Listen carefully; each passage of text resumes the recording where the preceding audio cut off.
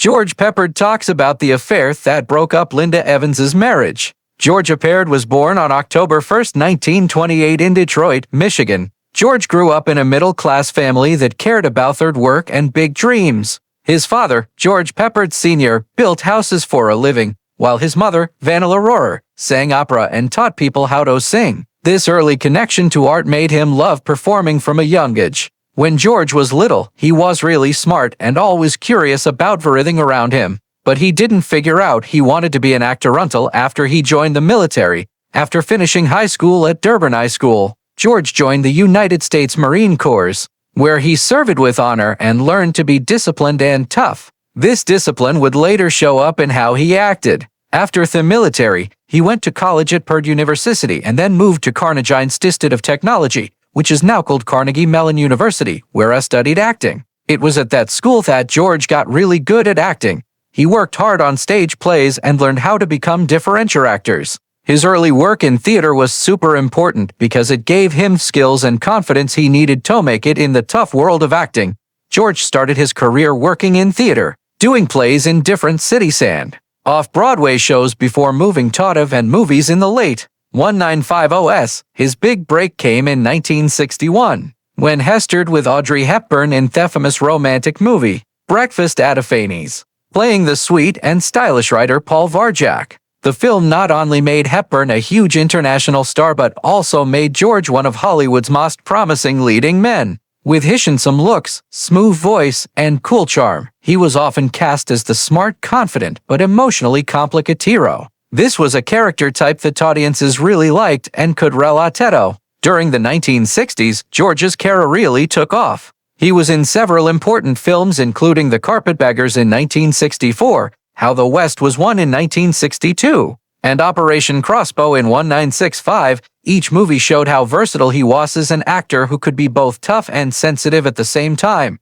The Carpetbaggers especially became one of his most famous roles. The way he played the ambitious airplane business owner Jonas Cord reminded people of Howard Hughes and proved he was a serious dramatic actor. But George never wanted to just enjoy being famous. He was known for being a perfectionist and having strong opinions. He often had arguments with directors and producers, which sometimes made him controversial in Hollywood. Even though he sometimes shed conflicts behind the scenes, George's professionalism and dedication to acting never changed. In the 1970s, he easily moved into television, where he found success again. One of his most memorable TV shows was Banachek from 1972 to 1974.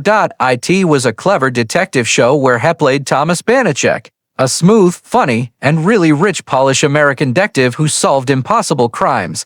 The show was a big hit, and George's performance as the cool and confident Banachek became iconic. This helped him get even more fans and showed he could work well in different types of media. But for many people who grew up later, George Peppard is best remembered for playing Colonel John Hannibal Smith in popular 1980 seconds action-adventure TV show The A-Team, starting in 1983. The A-Team became hugely popular in culture, and George's character, the cigar-smoking, smart-thinking leader of the group of soldiers for hire, was funny, heroic, and very charming all at once. His famous line, "I love it when a plan comes together," became something everyone knew, showing George's lasting ability to win over audiences with his charm and confidence. Behind the camera, he was known as a total professional who brought order and seriousness to the set. Especially in keeping the younger actors disciplined, George Peppard's personal life was as dramatic and complicated as many of the characters he played on screen.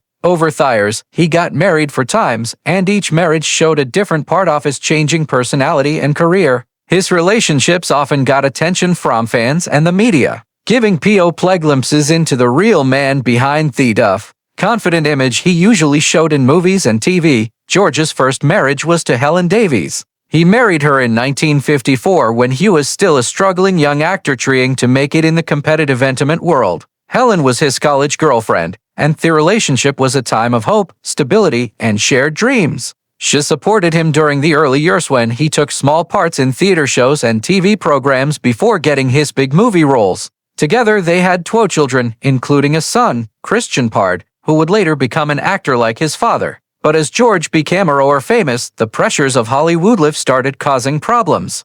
constant traveling, long filming days, and the temptations that came with being a star put strain on their once strong marriage. Even though they tried hard to keep the family together, the emotional distance between them grew over time. After 10 years of marriage, the couple got divorced in 1964, ending George's first and maybe most stable relationship. Just 2 years later, in 1966, Georgia married Elizabeth Ashley, a lively and talented actress known for her work on stage and in movies. Their relationship was passionate and intense, two strong personalities who were attracted to each other through respect and artistic connection. They met while working together in the film The Carpetbaggers in 1964, and their chemistry on screen carried over into real life. However, their marriage was also full of ups and downs. Both George and Elizabeth were ambitious and fiercely independent, which often led to battles of ego and personality. George's perfectionism and occasional bad moods, combined with Elizabeth's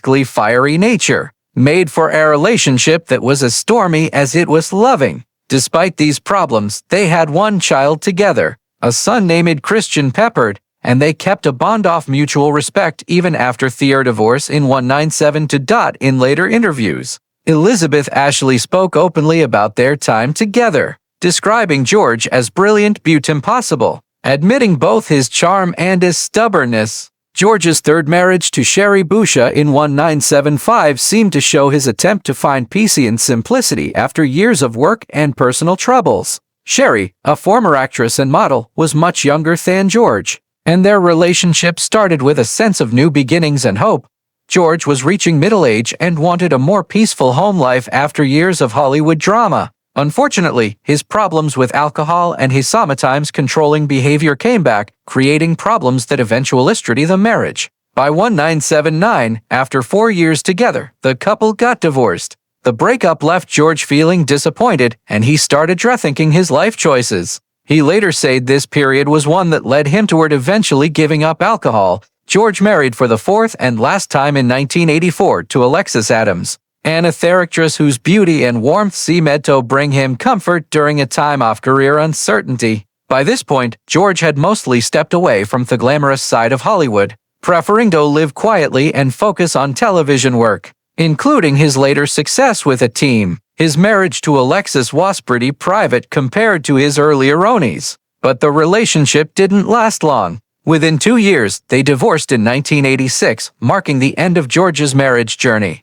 In one of the most surprising things he revealed in his later years, actor George Peppard opened up about a secret affair that had really affected his longtime friend and co-star, Linda Evans. Their work connection went back to the early 1970s when they worked together on the hit and mystery show Banachek from 1972 to 1974. On screen, their chemistry was obvious. Evans played several guest characters opposite George's charming, confident investigator Greg Thomas Banachek, and viewers were immediately drawn to the tension between them. But as George later admitted, that same chemistry didn't stop when the cameras stopped rolling. It turned into something far more complicated and eventually strict. According to George, what started as a simple work friendship turned into a romance that neither of them had expected or planned. Linda was one of the most beautiful, vulnerable women I ever met, George confessed in one of his honest interviews years later. There was something incredibly pure about her.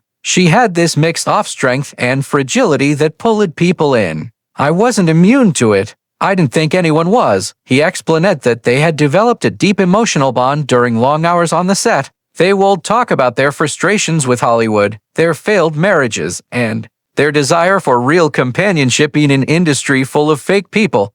George was already known as a man who could be intense and demanding both in his work and personal life. Evans, meanwhile, was married to John Derek, the handsome actor turned director who would later leave her for a much younger woman, Bo Derek. George revealed faith problems in Linda's marriage were already showing when Banachek was filming. Linda was lonely, he said quietly. John was distracted. He was already chasing other dreams and other women. She needed someone who listened, and I happened to be there. It wasn't something we planned, but it happened. George described their relationship as passionate, but doomed from the beginning. I knew it couldn't last, admitted. She was married and I was too proud, maybe too selfish to be the main in the shadows. But I cared for her deeply. She wasn't just another Hollywood conquest to me. Linda was special. He remembered how they would spend evenings talking in quiet corners of restaurants or driving for horse outside Los Angeles just to escape the gossip and people watching them.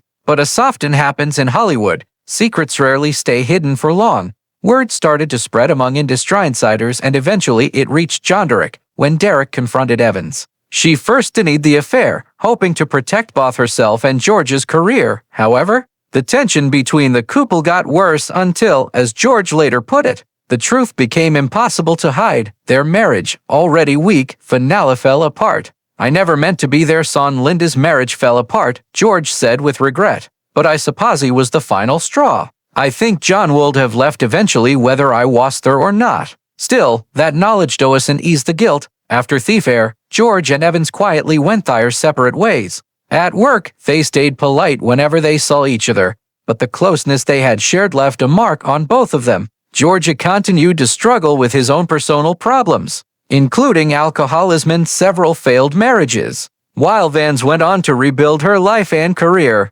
eventually finding huge success years later on the primetime soap opera Dynasty. Despite how much time passed, George spoke of her with real fondness and regret. "She was one of the few women who ever saw the real me," he thought back. "Not the movie star, not the tough guy, just George. And that's something I'll always remember." Looking back, George admitted that his reputation as a difficult man often overshadowed his softer, more thoughtful side. "People saw me as arrogant, maybe even cold," he said. "But Linda saw past all that. She reminded me that I could still feel, still care. It's just that I didn't know how to handle it properly." For George, the affair was both a personal awakening and a source of lifelong regret. As Hollywood history would later record, both George and Evans survived the emotional damage of that difficult time, but neither completely escaped its shadow. Their affair became one of those whispered legends, a love story caught between passion and pain, where two people found comfort in each other at exactly the wrong moment. And in George's own words, "If I could go back, I'd still want to know her, even knowing how it ended. I'd still want to have loved her just on the way we did." On May 8, 1994, the entertainment world lost one of its most unequal-leading men when George Peppard passed away in Los Angeles. He was 75 years old and his death came as the result of pneumonia, which hit him while he was already fighting a difficult and tiring battle with lung cancer. George's health had been getting worse for some time, though the actor, known for his pride and self-reliance, kept much of his suffering private. Friends and co-workers later remembered that he faced his illness with the same quiet determination that had marked his entire life and career. A lifelong smoker, George had struggled with the habit for decades, and though he eventually quit, the years of tobacco use had already taken their toll on his lungs and overall health. In the months before his death, George continued to show flashes of his old strength. He had surgery to remove a cancerous part of his lung and seemed hopeful about recovery, telling those close to him that he was excited to return to work once his strength came back. Even as his body got weaker, his spirit stayed strong. He would often talk about unfinished projects and the roles he still hoped to play. Yet, despite his determination, complications came up, and the combination of his weakened immune system and the pneumonia that followed proved too much for him to overcome.